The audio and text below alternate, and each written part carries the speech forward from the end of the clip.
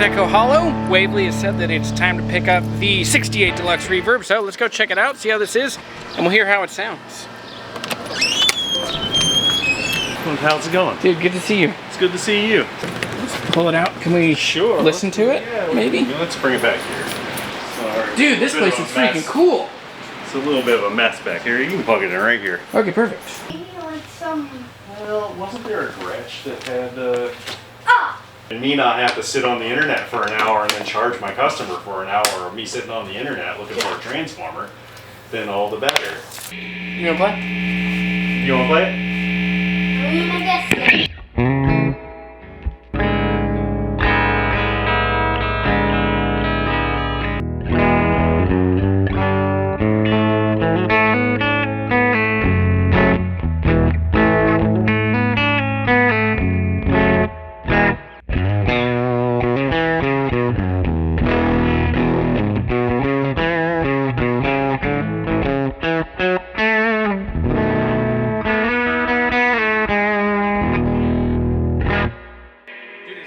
Yeah, I mean, it didn't sound bad before. Yeah.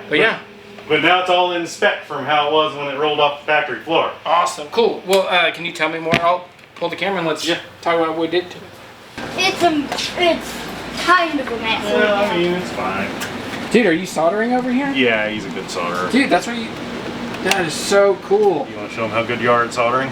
Mm-hmm. Dude, I was like 19 before I learned how to solder. It was funny, the first time he did it, I think he was like 4, and I kind of held his hand for the first couple. I was 5. You were 5, oh, okay. And then I made a little video and I sent it to Mom, and I was like, look at how good he is at soldering. And she was like, you know, he does just sit next to you all day and watch you. Yeah. It's like, oh, I guess so. He absorbed a lot more than I thought. So good. You usually hold it with your left hand? Yeah, Oh, I usually do. That's like the only left-handed thing I do. You and Mama. There you go. And I'm working on building an actual amp. What is it? It's the 5F2. Hey, that's awesome. I sent you some pictures just because there was some kind of weird stuff in there. Somebody was calculating current draws and writing it on the dog bowl for the caps, and they put it in a B+ fuse, which is a little weird for that era Fender. Can you unpack some of that? Because you told me some in the text, and I'll show some pictures. But oh yeah, so it's kind of a I mean, they're in every Marshall, and it's just to kind of protect your output transformer, and if it starts to draw too much current, it'll pop a fuse. Got it. And you almost never see it in a Fender, but Fenders don't usually have too much of a problem popping output transformers. Now is it transition? Like, what would explain for that? Transition into CBS, or?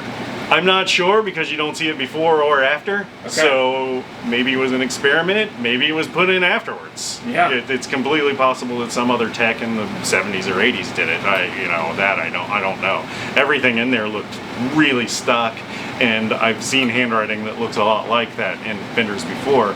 So my guess is that somebody was playing with it at the factory because it was a transition year. Yeah. So everything about, because they wrote AB763 on the output transformer and magic marker, and then there was some other magic marker in there. I'm not sure what it was.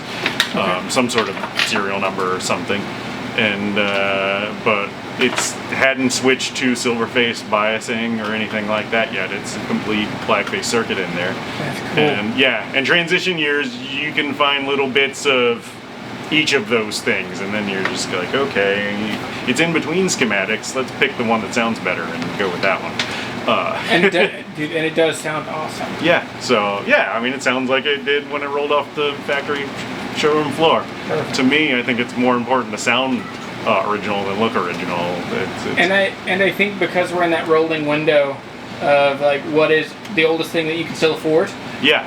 And that's, I mean, for years I've said the best money's on silver face Fenders, because the wiring inside is not as nice as, you know, CBS or pre-CBS stuff, but they can be neatened up, and they're a lot of them are pretty much the same circuit, and they can be so easily turned into the earlier circuits. Yeah. I mean, my personal mid-70s Vibrolux is actually a 62 circuit inside, because I switched it to bi-modulating tremolo and all that, and it's a much more touch-sensitive amp now.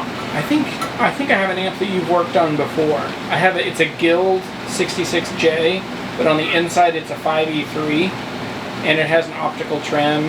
I think I've worked on that. Yeah, Okay. I didn't build it, but I think, yeah, did you get it from Elliot? Yeah. No, I didn't get it from Elliot. I got it from right in the middle of COVID time.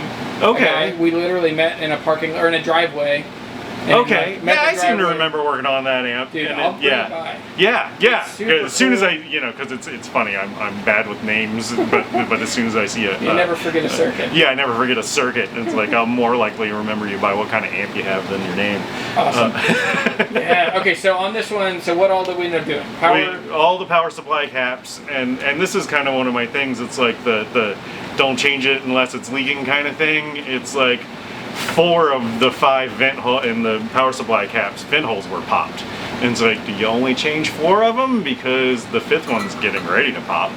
And you could see the electrolytes starting to leak out. So those caps were not long for this world. And It was time to go. Yeah, and then luckily there was that extra fuse in there that would help protect things. But I mean, you just don't want to. I've seen a lot of transformers sacrifice themselves to protect that fuse.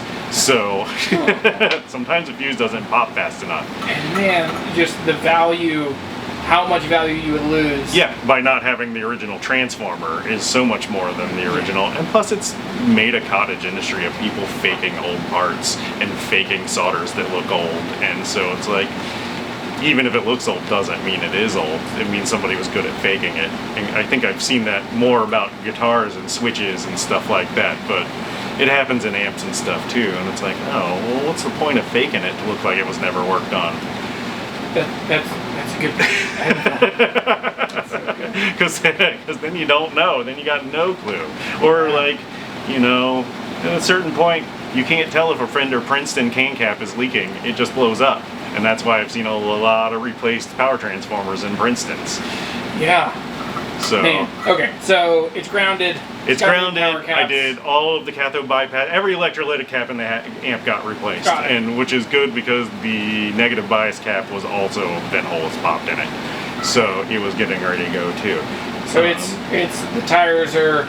Yeah. It's ready to go. It's ready to go. It's ready to take to a gig and rely on it. That's so awesome. yeah, and noise free, and take it in the studio and take it to a gig, and it'll turn on and it'll stay on. And that's the most important part of an amp to me. Yeah, absolutely.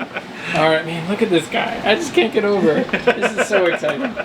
Cool. Well, I guess I got a bill to pay you, and then we'll load up and head out. But this amp will be for sale, and this is Eccohollow, and I'm going to put all their contact information and the stuff in the description. If you need any help with amp repairs, all kinds of stuff, or just for no other reason to go see that back room, it is so cool. But all right, thanks, Wavely.